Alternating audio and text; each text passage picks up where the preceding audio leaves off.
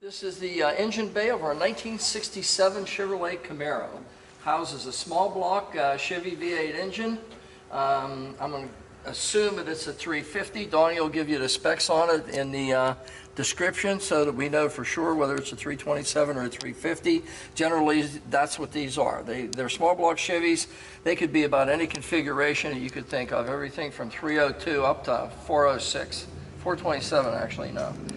Anyway, Edelbrock intake manifold. It has a dual feed Hawley carburetor on it with a vacuum secondaries. Does have an electric choke on it to help in cold starting. It has the heater hoses still hooked up and functional to the passenger compartment. Chrome Edelbrock valve pan covers, 14-inch unsilenced air cleaner.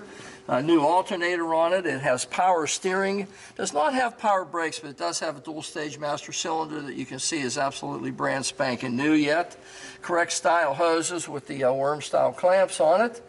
It has a clutch fan on it that's nice and snug yet, so we know that guy's good. I'm sure Donnie put a brand new belt on it, drive belt, probably two of them. Yep, one for the power steering and one for the fan. The radiator is a high-flow original equipment radiator. It does have its original fan shroud with it. Newer battery in it. You can see the cables are also newer. They're not messed up or deteriorated at all. Has a set of tubular exhaust headers on it. I'm not sure the exact dimension. They appear to be about an inch and, I'm going to call them 1 3/4 inches. Appear to be an 1 3/4 inch set of headers on it. Long tube, equal length headers from what I can see.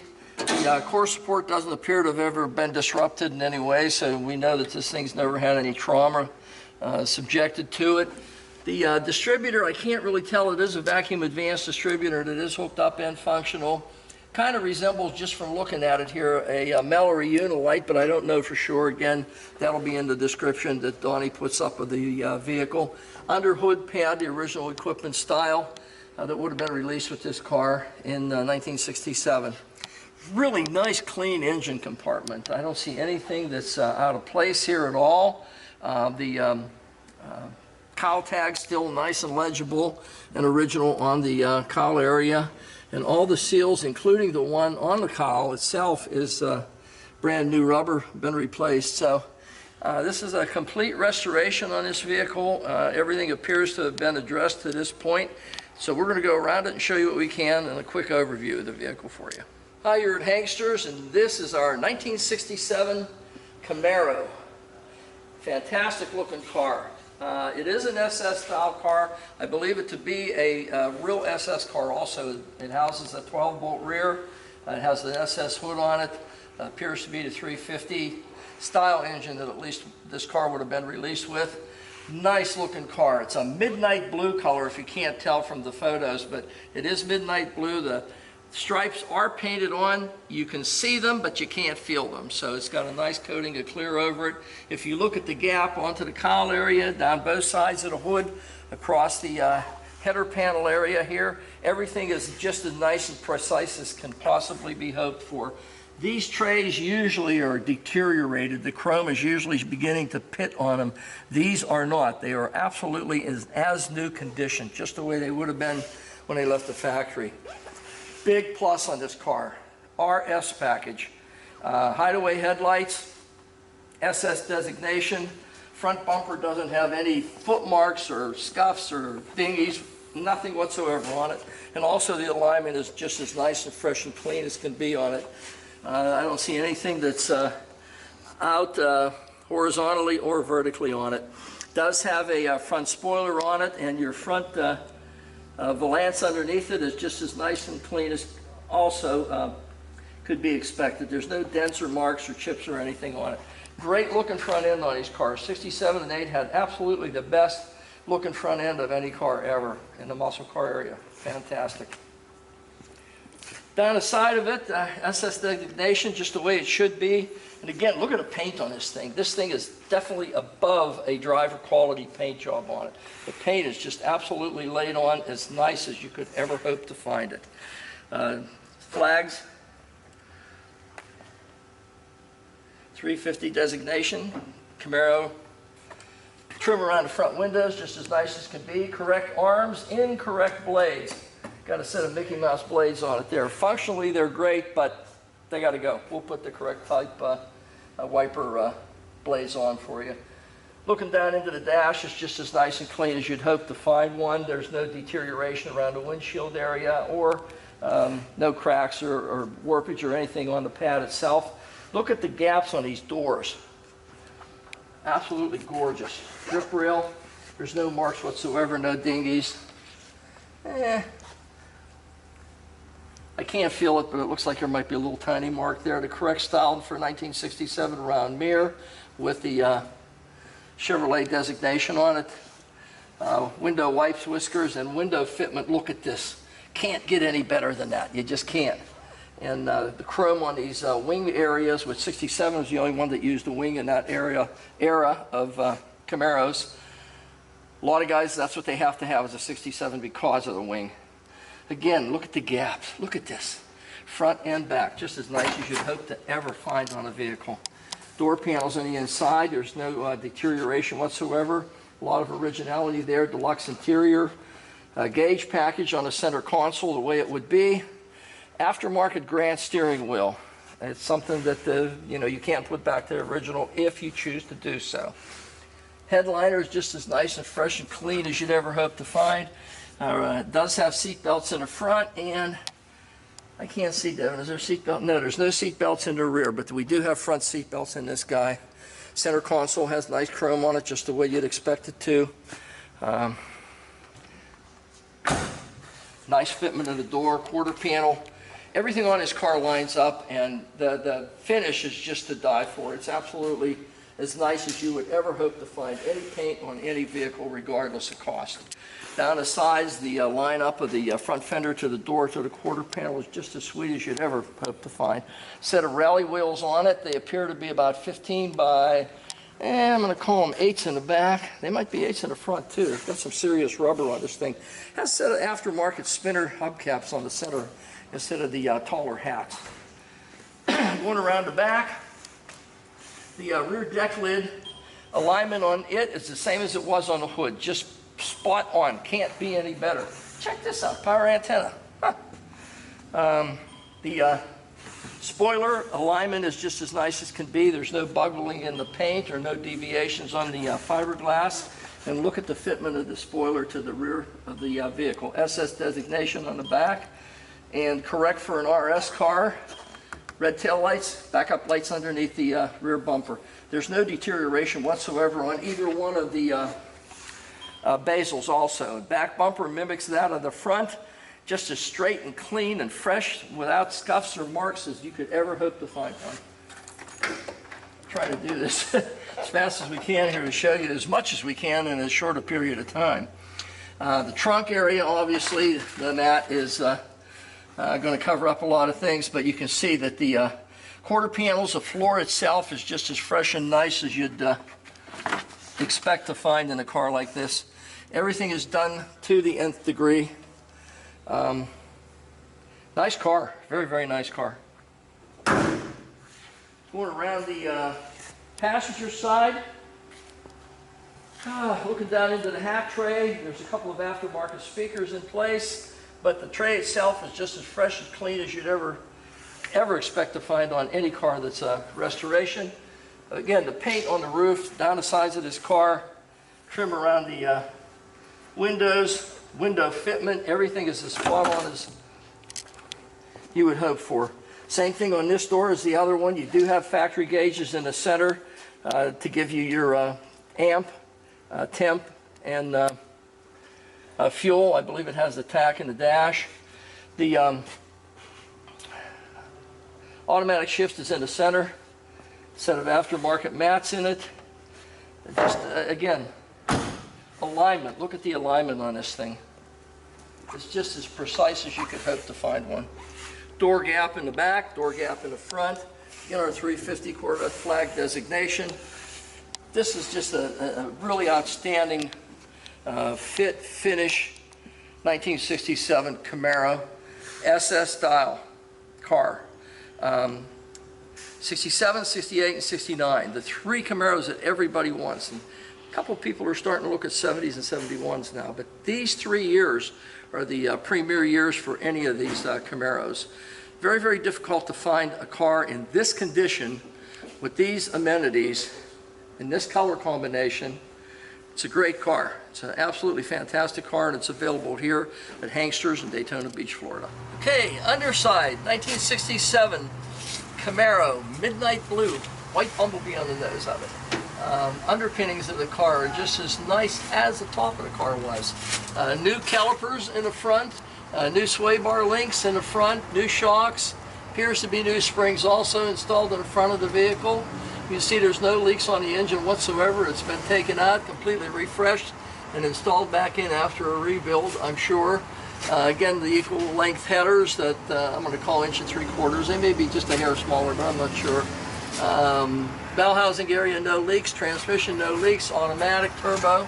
3-inch primary collectors going into a I'm going to call them 2 1/4-inch header pipes going back to 2 Flowmaster mufflers. Let's see here. The subframes in the front are just as sweet and nice as you'd ever expect to find on a vehicle this age. There's no deterioration at all whatsoever. A couple little tiny jack marks there and a couple over here just from usage through the years, car being jacked up. The original fuel line still intact. Is it? Yeah, it may have been, I'm going to call it original. Brake lines the same way, they appear to all be original also. Parking brakes still hooked up and functional. No leaks at the speedometer drive or on the tail shaft of the transmission. Let's see. New mount on the transmission. Floor pans, totally undisrupted. There's absolutely no marks or deviations. You can still see the pinch wells where the floor pans go onto the rocker panel assemblies. That all appears to be original for 1967. Again, there's no marks on the floor pans. That was giving you a nice overview of what the pans look like, and you can see they're in absolutely excellent condition. Could not find a nicer set of floor pans on the car. Heavy duty discs in the front, 12-bolt Chevy rear in the back. Again, indicative of a SS car, gas tank. I can't tell if it's new or replacement. At any rate, it's absolutely flawless. There's no dents or marks or anything that I can see in it. Absolutely nothing. Drum brakes in the rear. New air shocks in the back also. There's conventional shocks in the front, air shocks in the rear.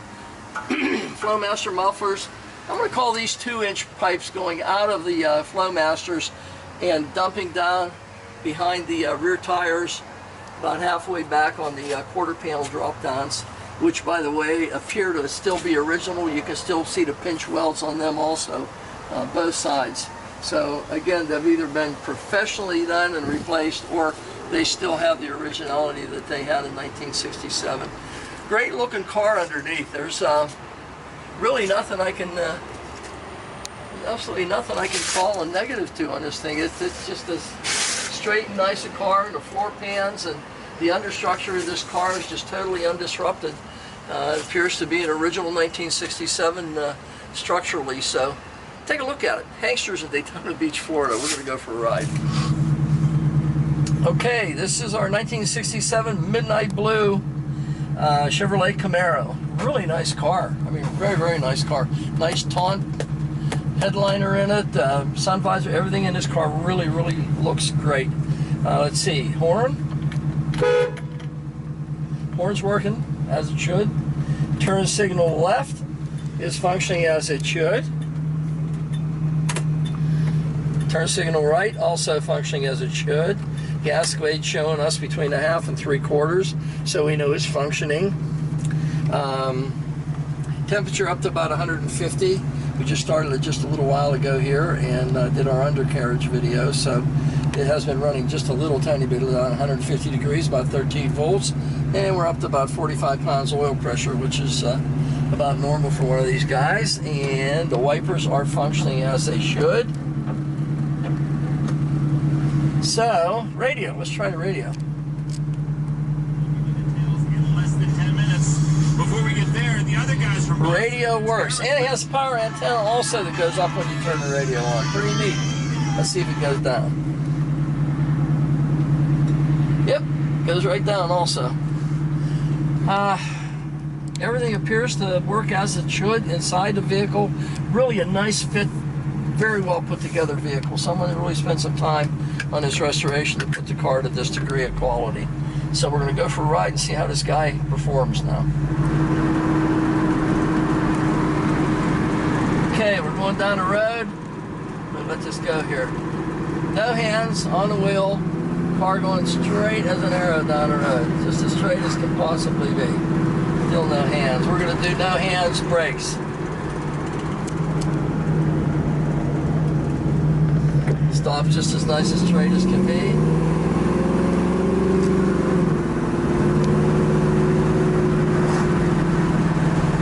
Nice sound to it. It's nice and throaty. This Flowmaster mufflers give it a nice non-objectionable sound. It's not real raspy or coarse. It just has a real deep rumble to it, a real nice deep throaty sound. You'll hear it when we crank on it a little bit here, but it's a nice running, straight running car. Goes down the road the way it should. Steering's very precise too, by the way. Someone has a high resolution box in this car. They didn't steer this good when they were new. Of course, the smaller steering wheel has a lot to add to that too. It's a little smaller diameter than the standard wheel that came with it, so they'll give you a little more turning ratio. This thing a little squirt out here. I got to be careful.